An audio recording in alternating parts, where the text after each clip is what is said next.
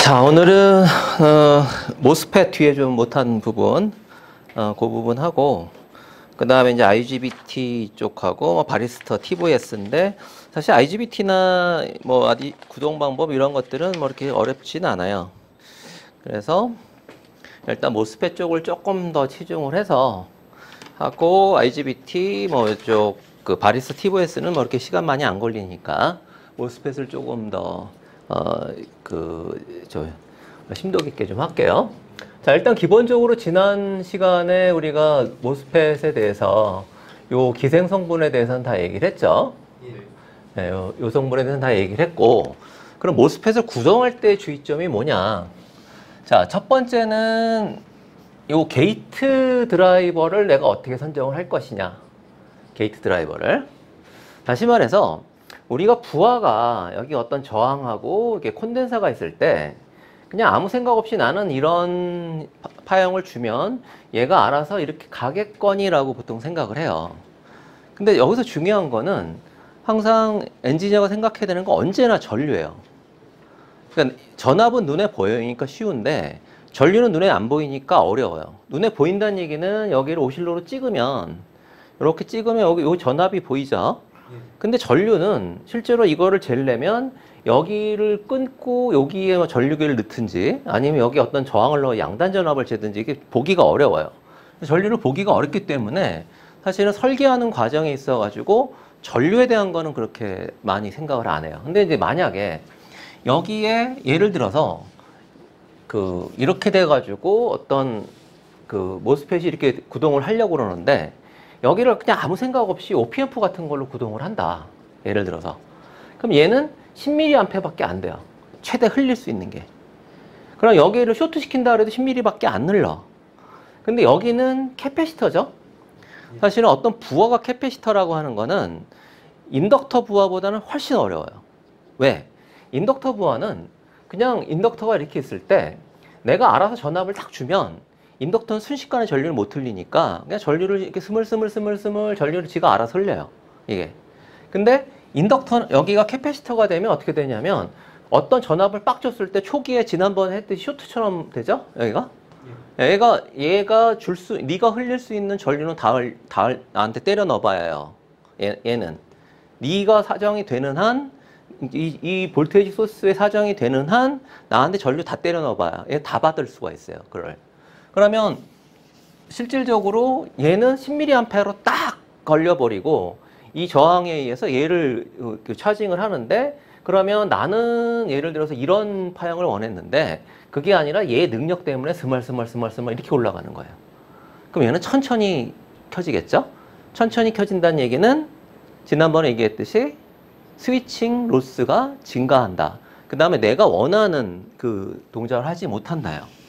그러니까 실질적으로 이 모스펫의 드라이버 여기를 드라이빙 하기 위해서는 상당히 큰 전류를 때려 넣을 수 있는 능력의 어떤 소스가 필요하다라는 거예요. 그럼 뭐 예를 들어서 여기가 뭐 예를 들어서 몇백 나노다. 그럼 여기가 실질적으로 내가 그때 얘기했듯이 저항을 뭐 한 5옴 썼다. 예를 들어서 5옴 이렇게 썼다라고 하면 얘가 예를 들어서 10V를 구동했다 그러면 초기에 여기는 캐패시터니까 쇼트로 보이죠. 그럼 초기에 이거를 이 저항으로 제한할 수 있는 한 최대로 딱 온을 하는 순간 얘는 쇼트니까 최대 얼마까지 흘릴 수 있는 거예요? 1A, 2A까지 흘릴 수가 있는 거지. 피크로. 여기서 피크로 2A까지 흘릴 수가 있는 거예요. 이런 부분들이. 그래서 그러고 난 다음에 다 흐르고 나서 얘가 다 차징이 됐어요. 그럼 얘는 전류가 더 이상 흐를까 안 흐를까? 안 흐르죠, 당연히. 여기 캐패시터가 이렇게 있는데 여기 전압을 딱 해가지고 여기가 뭐 10V인데 여기가 10V로 찼어. 그럼 전류는 더 이상 안 흐르죠. 예. 그러면 이 게이트 드라이버가 가지는 능력은 뭐냐? 초기에 피크로 전류를 빡 때려 넣어주고 그 다음에는 뭐 이게 노멀한 우리가 RMS라고 보통 얘기를 하죠. RMS 전류는 그냥 뭐 노멀한 100mA 뭐 이 정도만 돼도 충분한 거예요.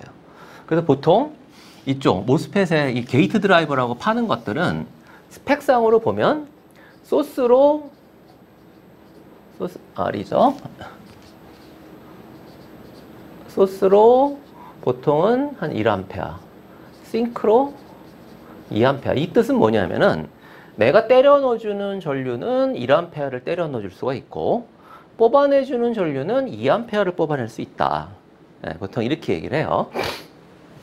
그러면 뭐 이거 두 개 똑같이 맞추면 되지 왜 이거를 굳이요 짝을 맞추느냐 이렇게 생각할 수가 있는데 어느 경우나 IC 안에서의 경우는 그 NPN 모스펫의 하측단에 붙어 있는 이 NPN 모스펫을 같은 사이즈에 비해서 전류 능력을 더 키울 수가 있어요.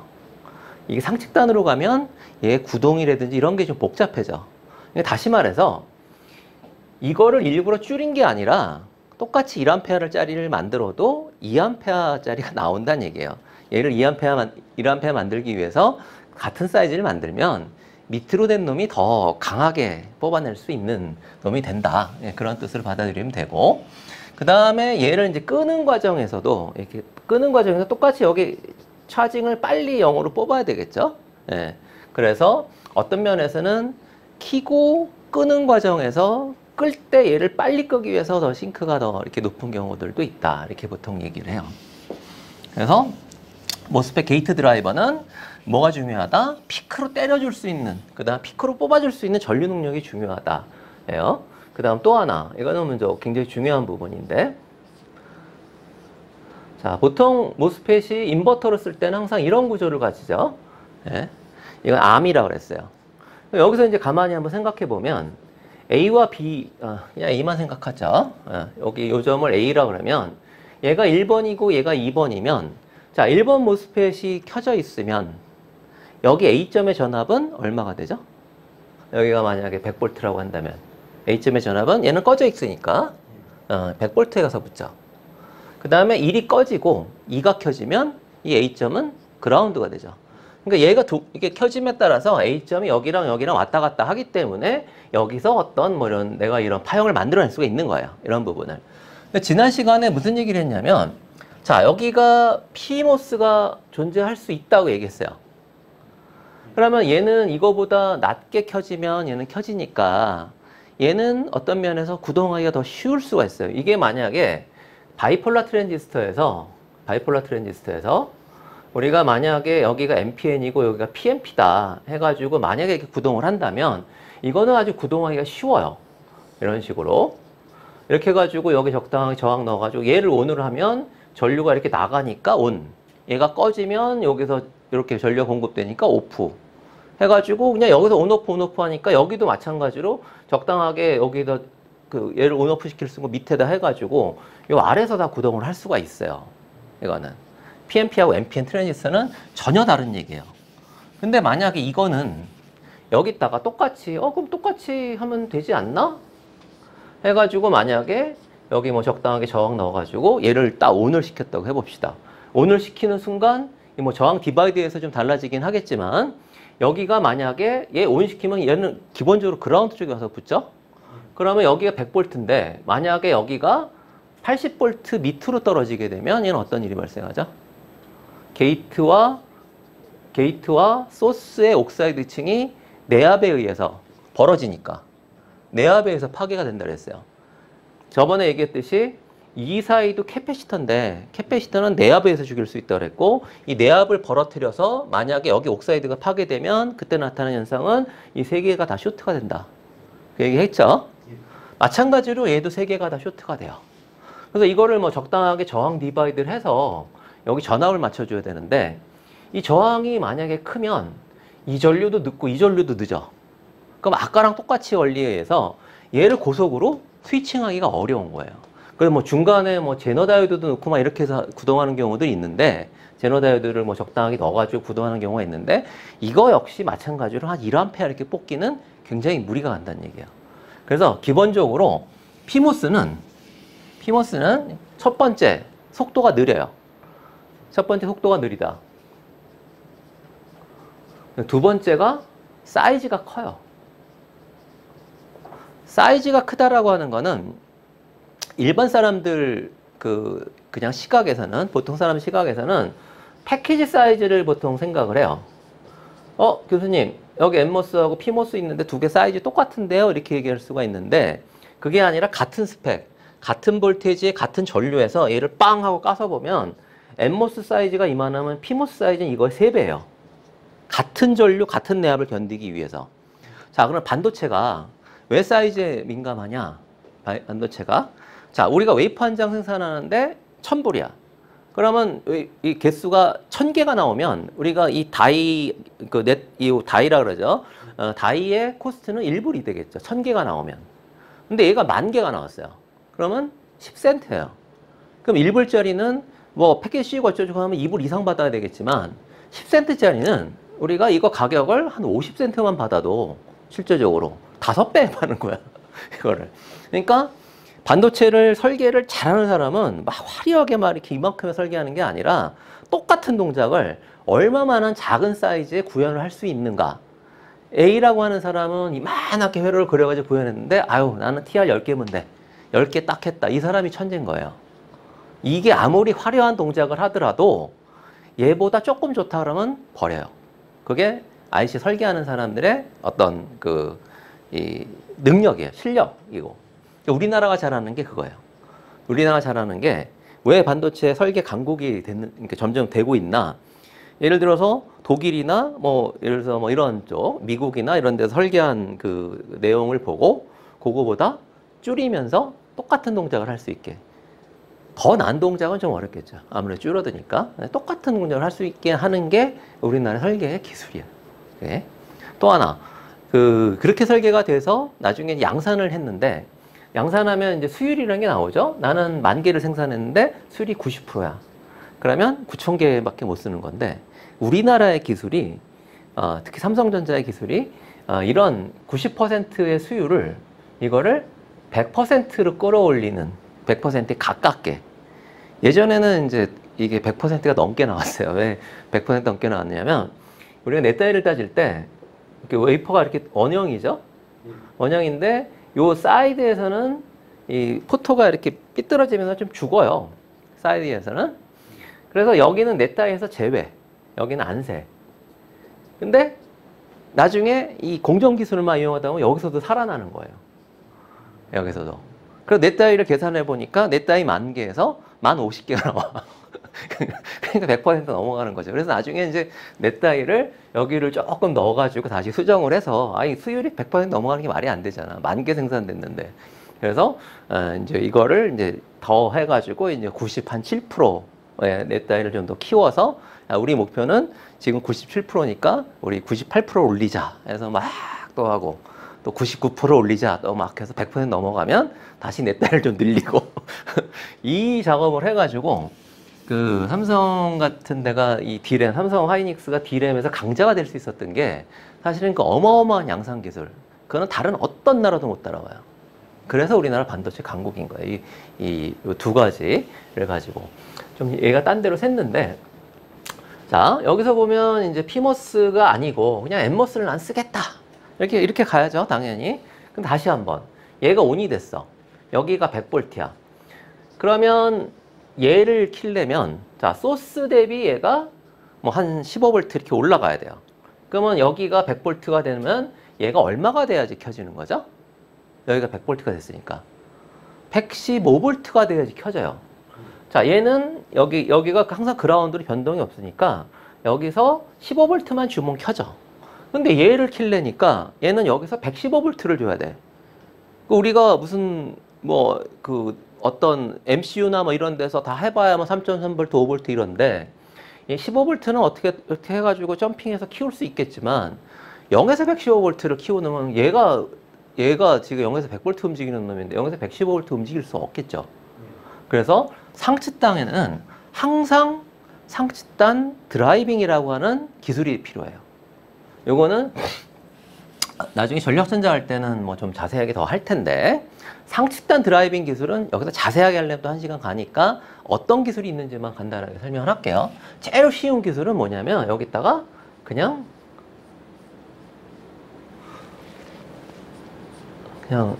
펄스 트랜스라 그래가지고, 펄스 트랜스에서 여기서 이제 여기는 이제 끊어져 있으니까 여기 절여지니까 그냥 얘를 갖다가 여기를 온오프 온오프를 하면 여기도 마찬가지로 온오프 온오프가 되고, 여기를 기준으로 이 펄스 트랜스가 온오프 온오프 되겠죠? 물론 여기는 이제 뭐 적당하게 정류를 해줘야 돼요. AC가 흐르니까.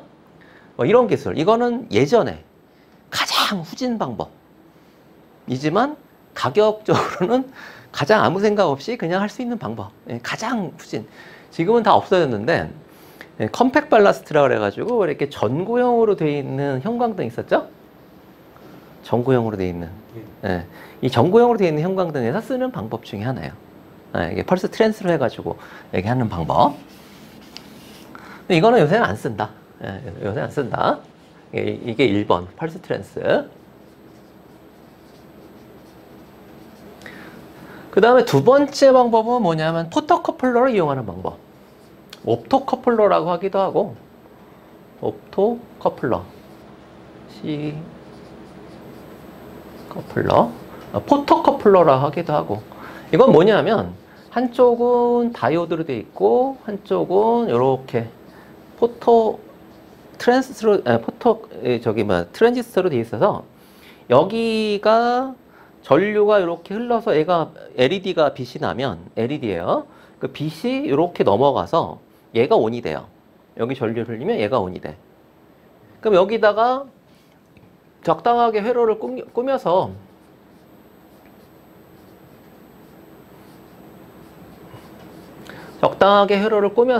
여기다가 이렇게. 자, 여기는 완전히 절연이 돼 있으니까 얘를 그라운드를 붙이고 여기를 온오프를 한다. 이렇게 여기 그라운드에서 그림을 좀 이쪽으로 옮길 거랬네. 이렇게 떠가지고 옮겼으면 좋겠다. 온오프 온오프를 한다 그러면 이렇게 돼가지고 얘가 온오프 되고 여기 전원은 얘 전원은 여기 전원은 따로 절연을 해서 SMPS를 써서 절연 DC-DC를 써서 여기 절연 DC-DC 따로 절연 전원을 따로 줘야 돼요. 얘는 이렇게. 그러니까 이거는 포토커플러를 쓰는 방법은 가장 안전한 방법이기도 해요. 그래서 아주 큰 시스템에서는 아주 뭐 대형 시스템에서는 다 이걸 써요. 그래서 포토커플러를 쓰고 절연 전원 하나 따로 만들어주고 그래가지고 여기 적당하게 꾸며서 아니면 여기다가 그냥 이렇게 회로를 꾸미지 않고 여기다가 게이트 드라이버를 만들어주는 방법도 있죠. 이렇게 게이트 드라이버를 해가지고 하는 방법도 있어요. 온 됐을 때 온이 되도록 해주는 방법. 여기 이렇게 돼야 되겠네. 자, 근데 얘의 단점은 뭘까? 일단 절연 전원 하나를 따로 줘야 된다는 게 있죠. 지금은 사실은 뭐 절연 전원 만드는 게 요만한 아주 작은 엄지손톱보다 조금 더 큰 정도의 그냥 요만한 모듈이 있어가지고 얘가 자체적으로 뭐 한 몇백 볼트를 견뎌줘서 여기다 5볼트를 주면 5볼트, 뭐 12볼트 이런 전원들이 그냥 자연스럽게 절연 전압이 나오는 이런 것들이 많이 발달돼 있어서 요새는 뭐 크게 부담이 안 가는데 옛날에는 만약 SMPS를 해야 된다면 얘를 위해서 SMPS를 따로 절연을 하나 만들어서 줘야 되니까 가격적으로 이게 좀 많이 올라갔죠. 그 다음 포토커플러 하나 더 써주고 게이트 드라이버까지 써주고 그래서 최근 들어서는 아주 대형 시스템이 아닌 것들은 부트스트랩 회로라 그래서 그거는 원리는 이런 거예요. 이렇게 다이오드를 하나 써서 여기다 캐패시터를 하나 이렇게 여기다 연결을 해요. 그 다음에 이런 식으로 원리는 뭐냐면 자 얘가 온이 되면 여기에 예를 들어서 얘가 12V라고 하면 12V를 이렇게 쓰는 거예요. 자 얘가 온이 되면 이 다이오드를 통해서 얘가 온이 됐으니까 그라운드 이렇게 되겠죠. 그 다음에 얘가 오프가 되고 여기가 100V가 되면 여기 12V 이 다이오드가 막아주니까 여기는 12V를 유지하고 있겠죠. 그죠? 그럼 이 전원을 이용해서 얘를 켜는 거야. 무슨 얘기 알겠죠?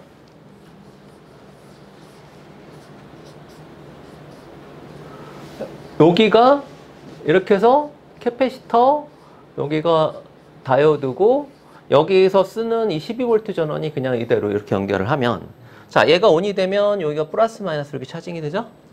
그 다음에 얘가 오프가 되면 얘가 오프가 되면 어쨌든 여기는 요 캐패시터는 여기를 따라서 항상 12V를 주게 되죠. 그죠? 그럼 12V라는 전원을 가지고 요 전원을 이용을 해서 여기에 전원을 공급해서 얘를 켜주는 거예요. 근데 이게 왜 가능하냐면 모스펫은 아까 얘기했듯이 초기에 킬 때만 킥 전류가 필요하지 계속 유지하는 데는 전류가 안 흐르죠. 그럼 전류가 안 흐르는 거야. 그러니까 얘를 켜서 유지할 만한 충분한 캐패시터 용량을 달아주면 요 캐패시터로 얘를 이제 구동하는 방법. 근데 이거는 이제 어떤 나쁜 점이 있느냐? 좋은 점부터 얘기를 하면 얘는 전원을 그냥 하나로 쓰고 다이오드의 캐패시터만 적당하게 하면 그냥 전원 하나로 상하측을 다 구동할 수 있는 거예요. 그래서 별 문제가 없어. 그 다음에 이제 하나 여기서 신호를 줘야 되는데 여기도 12V 신호를 여기 줘야 되는데 차지 펌프라 해가지고 내부에 요 내압을 견뎌줄 수 있는 그 차지 펌프 회로가 있어요. 그럼 그 펌핑 회로를 이용해서 여기가 1일 때 여기가 1인 이런 신호를 줄 수가 있어요. 그건 자세한 거는 뭐 더 하면은 더 깊게 들어가 이제 오늘 또 날새니까 그래서 할 수가 있어요. 근데 이거는 이제 단점 뭐냐면 만약에 여기 캐패시터에 있는 걸로 이 전류를 줬는데 전류가 부족해. 그럼 얘는 어떤 상태가 되냐면 이게 이제 지난 시간에 가변 저항이라고 그랬잖아요. 그래서 얘를 어느 전압 이상 올라가면 얘는 아주 풀리 턴온돼서 그 RDS 온이라고 했어요. 얘가 줄 수 있는 제일 작은 전류, 작은 저항이 된다 그랬어. 근데 이게 만약에 떨어지면 얘가 3mΩ, 5mΩ 이렇게 돼야 되는데 그게 아니라 뭐 1옴, 2옴 이렇게 돼요. 그럼 만약에 여기서 전류를 왕창 뽑았다. 그럼 얘가 1옴이면 100V에 여기가 그라운드였다. 그러면 뭐 이 전류가 왕창 흐르겠죠. 왕창 흐르는 그거가 어디 걸려? 얘가 1옴에 걸리는 거예요. 그래서 이게 만약에 부족하면, 캐패시터 용량이 부족하면 얘가 풀리 턴온이 안 돼서 얘가 죽는 수가 있어요.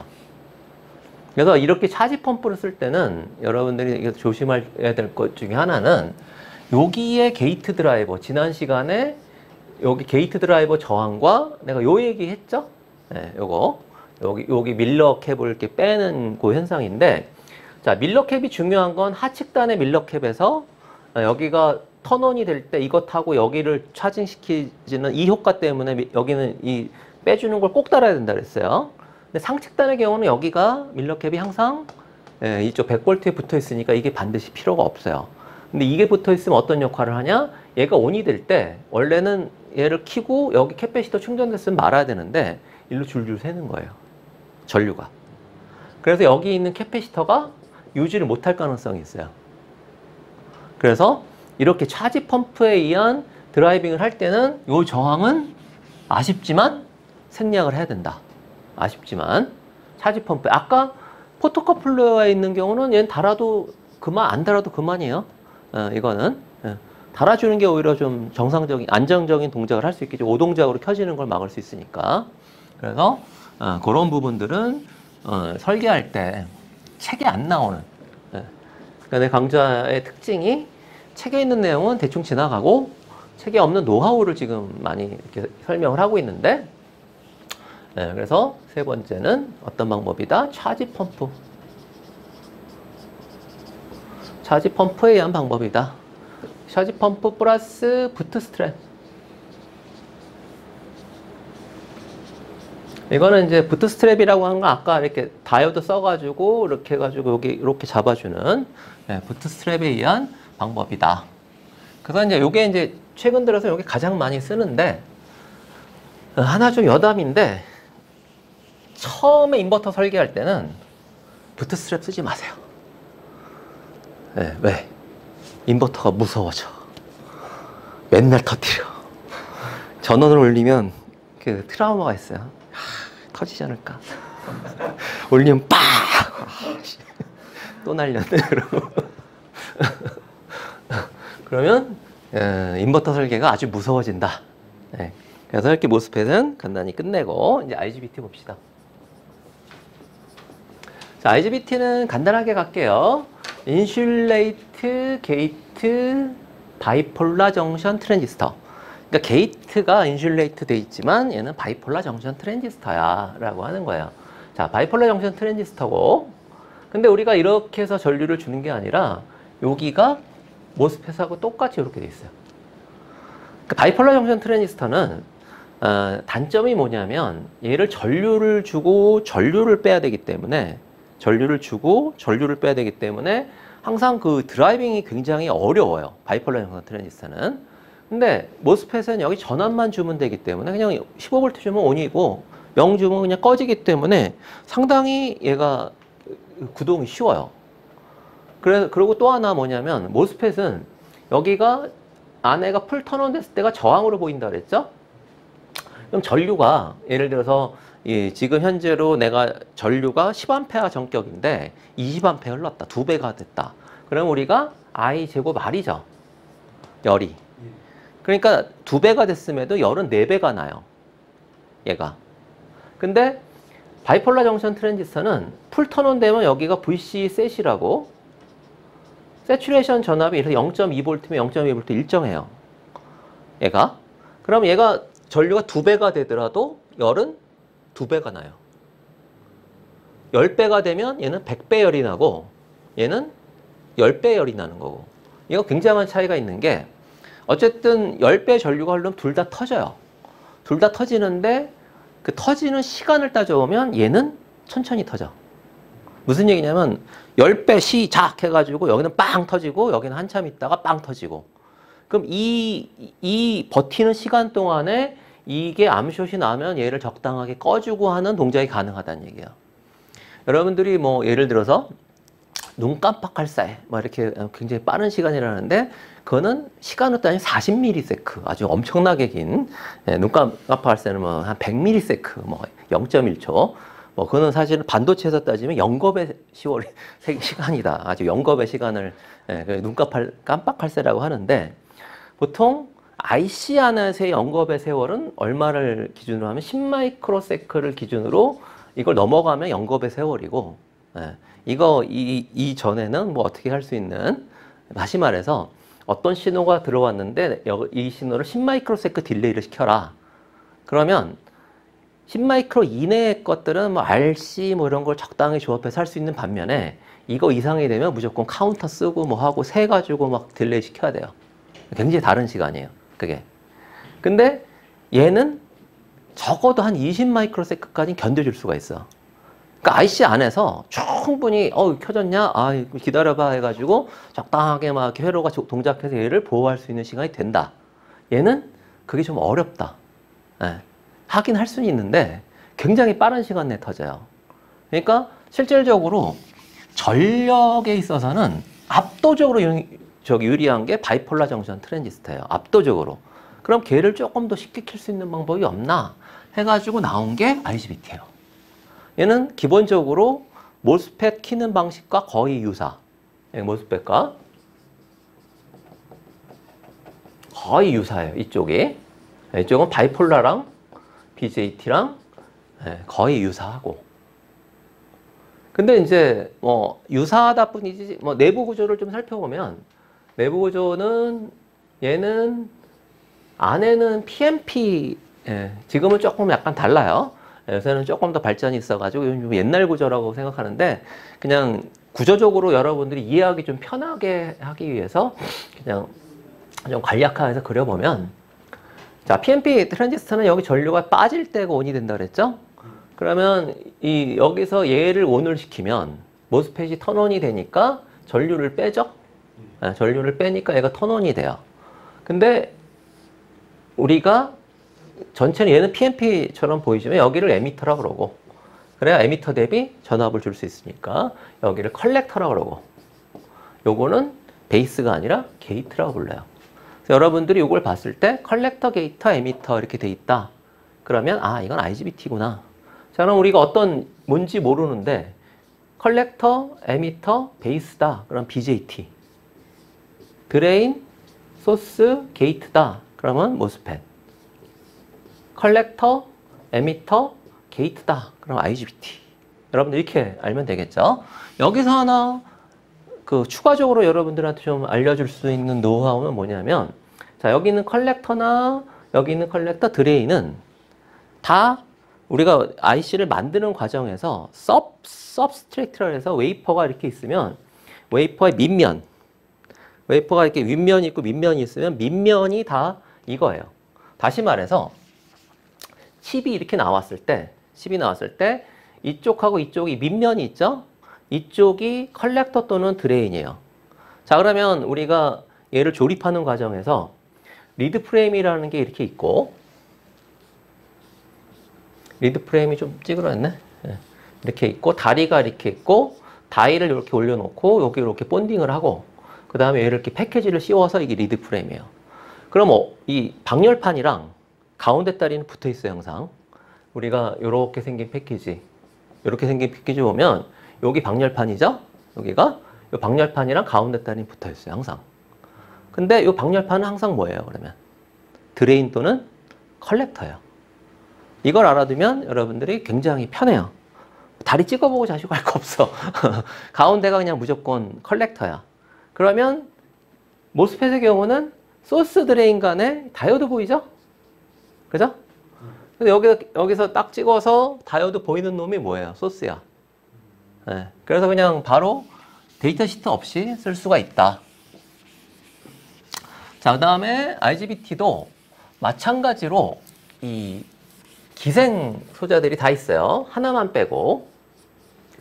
자, 여기 캐패시터 존재하고, 여기 캐패시터 존재하고, 여기도 아주 작지만 캐패시터 존재하는데, 얘는 없어요. 이건 없어. IGBT는. 기생적으로 없어요. 근데 있는 게 편할 때가 있죠? 그래서 IGBT가 있으면, FRD가 따로 있어서, 얘를 본딩을 해가지고 요거를 한 패키지에 이렇게 집어넣어요. 투칩 원 패키지에. 그러니까 다시 말해서 이 다이오드는 기생적으로 생기는 나쁜 거, 느리다 뭐 이런 것들이 없이 아주 좋은 놈을 갖다 붙여요. 그래서 IGBT에 있는 이 다이오드는 별도의 다이오드고 굉장히 좋은 놈이다. 그래서 이건 이용할 수 있다. 라는 게 이제 기생적인 거고, 또 하나는 이제 기생에서 좀 얘기하고 싶은 거는, 자, IGBT는 이게 칩 면적이나 이렇게 구조상으로 볼 때 이 밀러 캡이 굉장히 커요. 모스펫보다 훨씬 커요. 이게. 다시 말해서 얘를 턴온 턴오프 하는 과정에서 그냥 단순히 여기를 수킬로옴 정도의 이 저항으로 막기가 어려워요.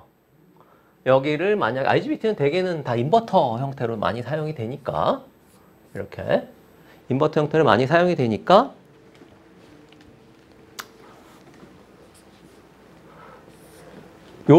얘가 켜질 때 이걸 타고 얘가 턴온되는 현상이 자주 발생을 한다라는 거죠. 이게. 그래서 이걸로 막아주질 못하니까 얘는 어떤 식으로 드라이브를 해야 되냐면, 우리는 얘를 킬 때 보통 0에서 뭐 15V, 0에서 15V 이렇게 켰는데, 이거 가지고 얘를 못 막아서 이렇게 키다 보니까 이게 턴온일 때 얘가 살짝 켜져가지고 여기에 뭐 EMI나 뭐 이런 게 막 뜨는 현상들이 막 발생을 하기 때문에 우리가 0에서 15V를 키지 않고 마이너스 8V에서 15V를 이렇게 킨다.